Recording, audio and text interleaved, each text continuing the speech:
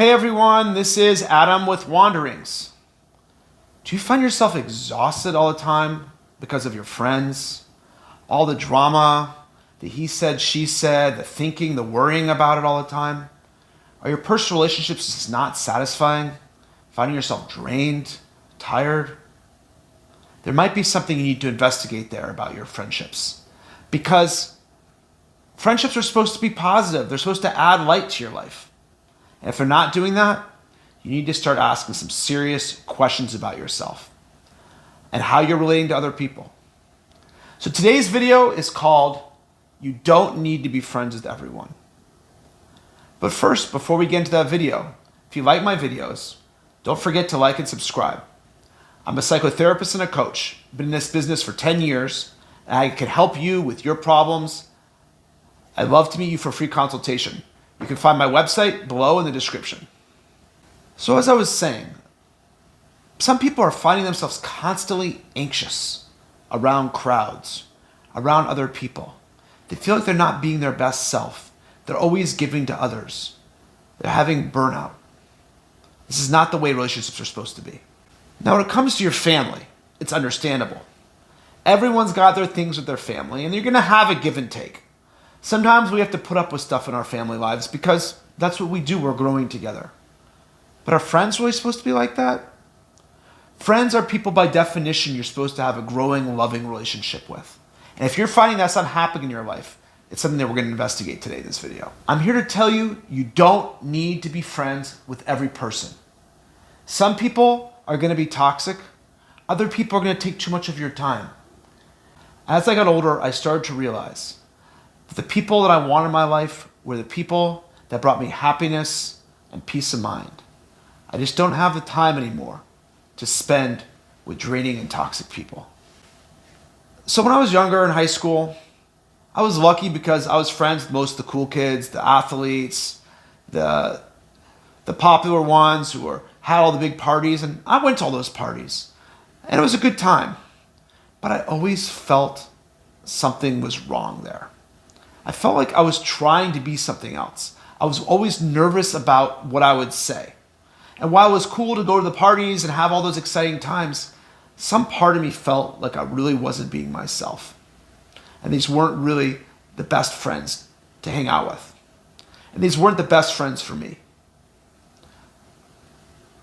When university hit, I changed and stopped hanging out with those friends. Now, those guys are good guys, but they just really weren't my thing. When you're in high school, you kind of have to hang out with those people. You kind of have to hang out with certain crowds because it can be really detrimental for you if you don't. When you're in high school, you really kind of have to just hang out with who's there. You don't really get a choice necessarily about who to be friends with always, because sometimes for social reasons it's necessary. But as you get older, you start to gain the maturity and the ability to choose who you're going to be friends with.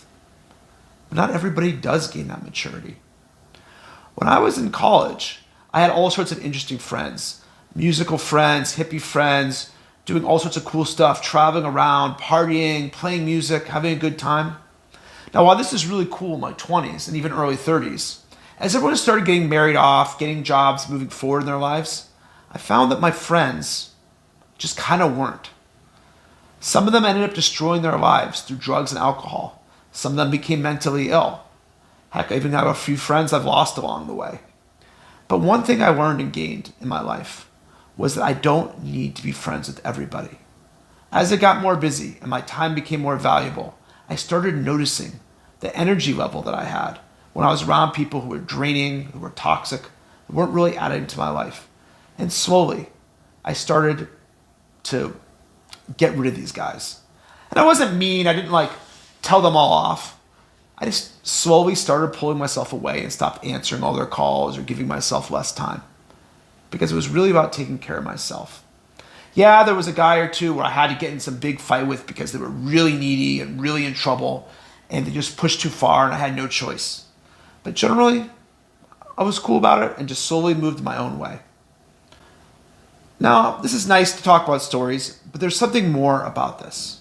There's actually a clinical issue that people have, and I'm sure you've all heard it before. It's called people pleasing. People pleasing means you're running around, trying to be friends with everybody, answering every phone call right away, giving a lot of time to people that you shouldn't be giving time to. And a lot of people justify it with, hey, I'm a really nice guy, or I'm a nice lady. I take care of others. I care about other people. Why would I stop caring about other people? Why would I stop being nice? Well, I'll tell you why you need to stop being nice. Because it's draining you. It's exhausting. It's making your life quality less. You only have so many minutes in your day, and you can't devote all your time to other people and their needs. You have to start taking care of yourself and devoting your energy to those people who are the most important in your life. The family and friends that are going to add to your life the best. You don't have to be friends with everybody. You may think you're doing this to help other people.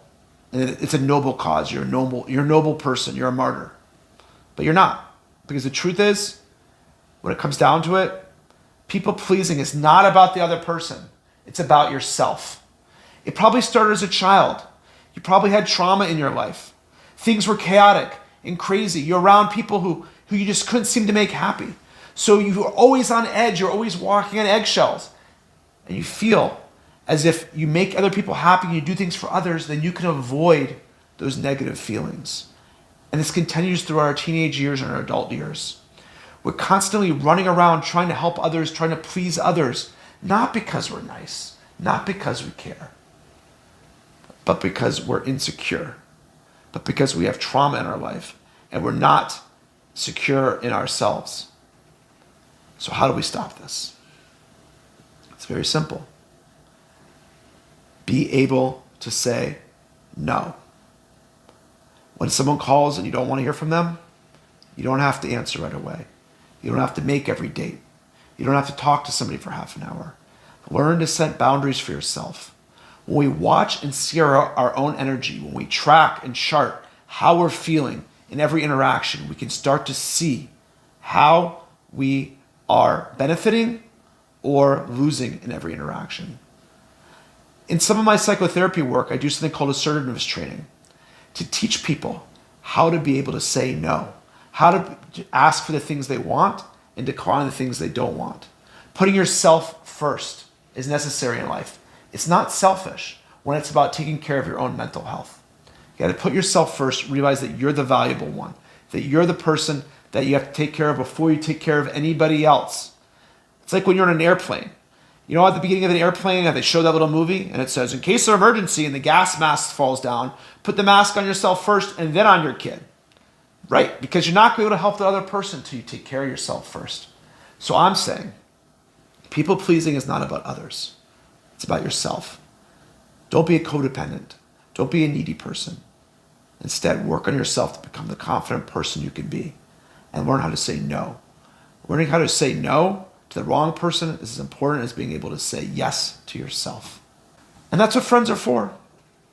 You have friends in order to make your life positive and to add positivity to other people's lives, to have somebody to talk to enjoy life with. Family is great. Friends are also great.